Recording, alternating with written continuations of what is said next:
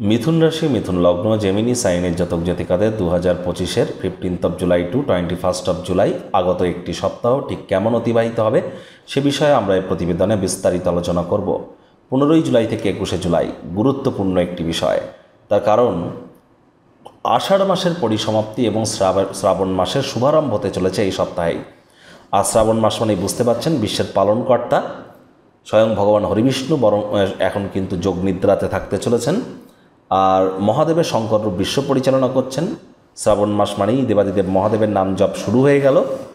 আর এ সপ্তাহের শ্রাবণ মাসের প্রথম সোমবার অত্যন্ত গুরুত্বপূর্ণ। তার কারণ শ্রাবণের প্রথম সোমবারের দিনই কিন্তু থাকছে কামিকা একাদশী। তাহলে সনাতনী হিন্দু ভাই বোনেরা একাদশীর এই মহান ব্রত পালন করুন। আর যারা শিব ভক্ত আছেন তারা শ্রাবণের সোমবার যেমন পালন করেন তেমন করলে অবশ্যই নিজেদেরকে মহিমান্বিত করতে সক্ষম আপনারা হবেন। একই সাথে আবার বলবো, শনি কিন্তু বর্তমানে বক্রী হয়েছে আপনাদের কেন্দ্রীয় স্থানে নিজের নক্ষত্রে।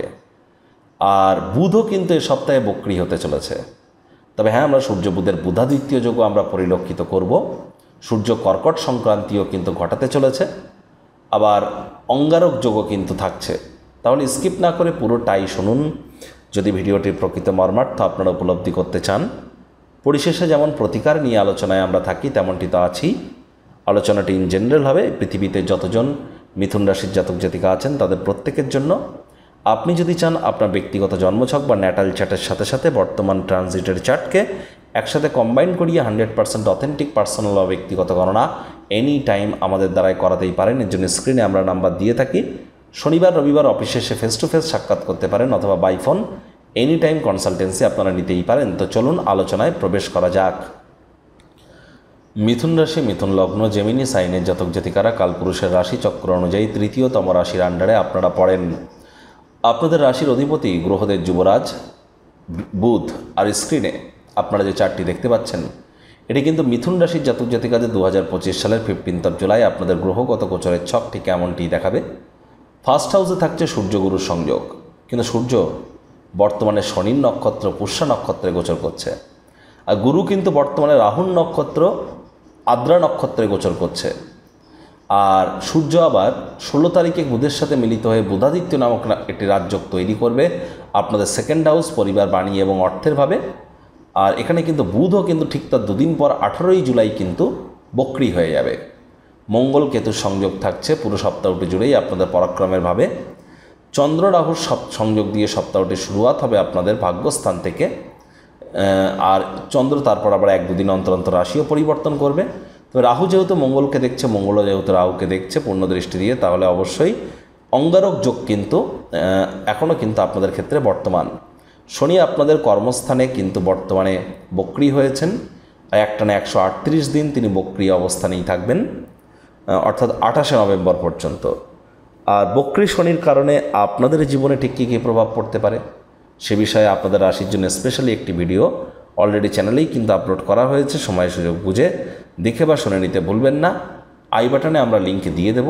শুক্র আপনাদের 12th হাউসের অধিপতি, স্বগৃহে বিরাজমান। তিনি এখানে কিন্তু রাজযোগের ন্যায় ফলাফল তিনি প্রদান করবেন। প্রথমে সংক্ষিপ্ত আকারে যদি জেনে নেওয়া যায় যে সপ্তাহটি আপনাদের কেমন যাবে। দেখুন, অনেক সরকারি চাকরিজীবীরা বিভিন্ন সমস্যার মধ্যে দিয়ে যাচ্ছিলেন, এবার কিছুটা হলেও রিলিফ পাবেন সরকারি চাকরিজীবীরা। তবে বিশেষ করে যারা হার্ডওয়ার্ক করছেন না, আলসেমি করছেন, তারা কিন্তু মারাত্মকভাবে ক্ষতিগ্রস্ত হতে পারেন। এ সময় জীবনের ব্যাপারে, কেরিয়ারের ব্যাপারে, ফিনান্সের ব্যাপারে, পরিবারের ব্যাপারে কোনো প্রকার গুরুত্বপূর্ণ সিদ্ধান্ত গ্রহণ করবার থাকলে 18 জুলাইয়ের আগে করে ফেলুন। 18 জুলাইয়ের পর কিন্তু মোটেই নয়। পিতা বা পিতৃতুল্য ব্যক্তিবর্গের শরীর স্বাস্থ্যের দিকে খুব নজর দিন, পিতার সাথে সম্পর্কের দিকে নজর দিন, পিতার কর্মের দিকে নজর দিন। এ সময় কিন্তু বড় ধরনের কোনো অঘটন আপনাদের ক্ষেত্রে ঘটতেই পারে, সাবধান কিন্তু থাকতেই হবে। আর এর সাথে সাথে তীর্থ ভ্রমণ, তীর্থযাত্রার সুযোগও কিন্তু আপনারা প্রাপ্তি করতে পারেন। সময় সুযোগের সদ্ব্যবহার অবশ্যই আপনারা করুন। কাজের জায়গায় কম কথা বলে কাজ বেশি করতে হবে, রাগকে কন্ট্রোলে রাখতে হবে। রাগ তো স্বল্প পাগলামির একটি রূপান্তর মাত্র। অবিবাহিত যারা আছেন তাদের বিবাহের যোগ পরিলক্ষিত হচ্ছে। যারা প্রেমে পড়েননি তাদের জীবনে স্বপ্নের নারী পুরুষের আগমন কিন্তু ঘটতেই পারে। প্রচেষ্টা আপনাদেরকেও জারি রাখতে হবে। আর আদালত কোর্টে কোনো কেস পেন্ডিং থেকে থাকলে কোর্ট আদালত আপনাদের পক্ষেই সিদ্ধান্ত বা রায় প্রদান করবে। এর সাথে সাথে পার্টনারশিপে ক্রিয়াকলাপ আপনারা করতে পারেন। সেখানেও কিন্তু আপনারা লাভান্বিত হতে চলেছেন। স্বামী স্ত্রী একসাথে কোথাও রোম্যান্টিক ভ্রমণে যান, আপনাদের মধ্যে বন্ডিংও কিন্তু বেড়ে যাবে। আজ আপনাদের ক্ষেত্রে আমরা বলবো, এই যে সাপ্তাহিক রাশিফল আপনাদের সামনে এনেছি, চন্দ্রকে বেশ করে কিন্তু অত্যন্ত গুরুত্বপূর্ণ। চন্দ্র 15 তারিখ থাকছে আপনাদের ভাগ্যস্থানে, তাহলে 15 তারিখ কিন্তু ভাগ্য আপনাদেরকে অতটা সঙ্গ দিতে পারবে না। যদিও চন্দ্র মঙ্গলকে দেখছে, মঙ্গল চন্দ্রকে দেখছে, তবে রাহু কেতুও তো তাদের নিজেদের অ্যাসপেক্ট এক্সচেঞ্জ করছে। এ সময় হার্ড ওয়ার্ক করতে হবে, শর্টকাট অবলম্বন করে বেশি দূরে করতে পারবেন না। যারা বিশেষ করে চাকরিজীবী, অফিসে 5 মিনিট আগে ঢুকুন, 5 মিনিট পর বার হন, অতিরিক্ত কাজ করুন। এ সময় কোনো প্রকারভাবে রেস্ট আপনার জন্য গুরুত্বপূর্ণ কিন্তু নয়। আবার এই চন্দ্রই কিন্তু বুধবার গোচর করে যাচ্ছে কোথায়? আপনাদের কর্মস্থানে, মঙ্গলবার রাত 11:57, তার মানে ধরে নিতে গেলে বুধবার সকাল। আর চন্দ্র শনি সংযোগের কারণে কিন্তু আপনাদের কেন্দ্রীয় স্থানে 20 নামক একটি যোগ কিন্তু তৈরি হবে, যেটি থাকবে বুধবার বৃহস্পতিবার, এই দুদিন। বুধবার বৃহস্পতিবার অফিসে কম কথা বলে কাজ বেশি করুন, মনের থেকে মস্তিষ্ককে বেশি দাম দিন। অফিসটি কিন্তু কোনো সম্পর্ক করবার জায়গা নয়। সম্পর্ক করার ইচ্ছা হলে অফিসের বাইরে গিয়ে করুন, তা না হলে বসের কিন্তু নজরে পড়ে যেতে পারেন। রাজনীতিবিদ যারা আছেন, জনসংযোগ বৃদ্ধি করুন, শর্টকাট অবলম্বন করে খুব বেশি দূর কিন্তু এগোতে পারবেন না। আর বেকার যুবক যুবতী যারা আছেন, তাদের নতুন চাকরি কর্মসংস্থানের যোগও কিন্তু থাকছে। একই সাথে আপনাদেরকে বলবো, মায়ের শরীর স্বাস্থ্যের দিকেও আপনাদেরকে অতিরিক্ত নজর দিতে হবে, মায়ের সাথে সম্পর্কের দিকেও আপনাদেরকে নজর প্রদান করতে হবে। আবার এই চন্দ্রই কিন্তু আপনাদের লাভভাবে গোচর করে যাচ্ছে কবে? শুক্রবার শনিবারে, দুদিন চন্দ্র আপনাদের লাভভাবেই থাকবে। তাহলে এ সময় লাভের মাত্রা আপনাদের বাড়তেই পারে, অবশ্যই বৃদ্ধি পেতে পারে এ সময় লাভের মাত্রা।